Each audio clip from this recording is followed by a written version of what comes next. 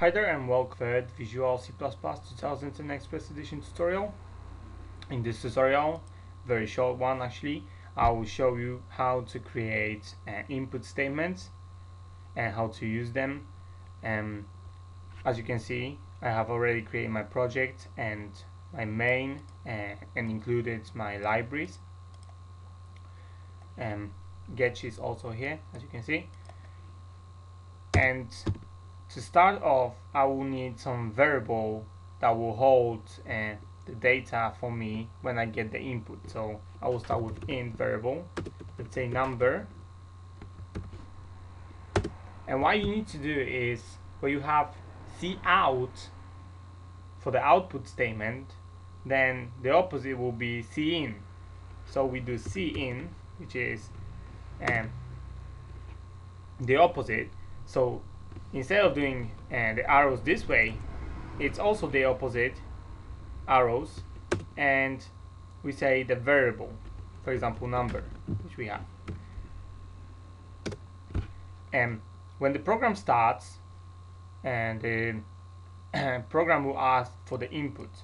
Now we don't know what this input might be, so it's always better if we say cout and, for example, some kind of name something we want. For example, enter a number.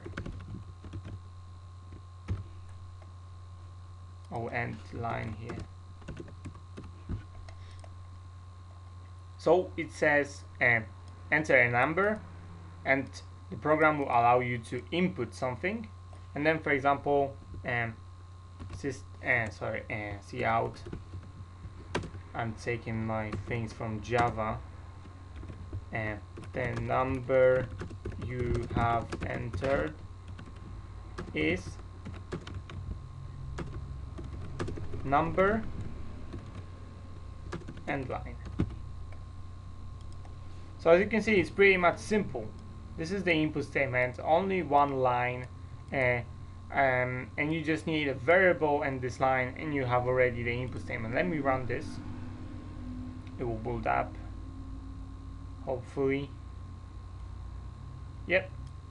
And the program says, please please enter a number. So I enter 6, for example. I press enter, and it says the number you have entered is 6. Very simple use of input statements. This is one way of using it. We can use it to store values, then, for example, multiply them and stuff like this. We can do calculations with those values, which use as input, and we can change this, for example, to characteristics. So the characteristics now will be, for example, something like this. We'll enter the number, I'll enter a characteristic and enter. Of course, I would need to change this to characteristic, doesn't matter now. As you can see, it works with pretty much everything. As I said, I will not show you string right now. You can also input strings, but strings will come later on after if statements are done, which is probably next tutorial. So don't worry about the strings right now, and strings will be introduced to you after if statements. And we can change it also to double, and we can use pretty much every kind of variable type to get the input. We can also calculate this, for example, cout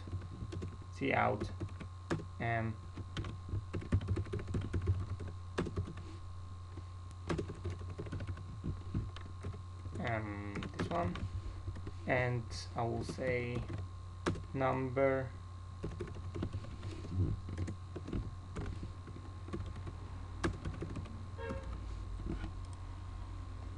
and when I run this now, I will get 2 outputs when I enter some kind of number, let's say 5, and I add 4 to it, and I will get 9 with the second statement, with the second output. So as you can see, you can add them, multiply them, you can do calculations with them, you can do so many sorts of things, you can compare them later on with if statements. When you have an input, you can compare the input, so useful things. As I said, this will be pretty much short tutorial, as it is just one line of the code and the variable which you use. And that's the end of the tutorial actually. Visit my webpage and blog, and YouTube channel for more tutorials. Still more tutorials. Next tutorial will be if statement, and more tutorials to come. This week I will also release a new type of tutorials, which is HTML and web structures. Those will be about web development, stuff like this. If you are interested, first 3 tutorials will be posted soon on my blog, and later on videos will be created and uploaded to YouTube. I will see you next tutorial.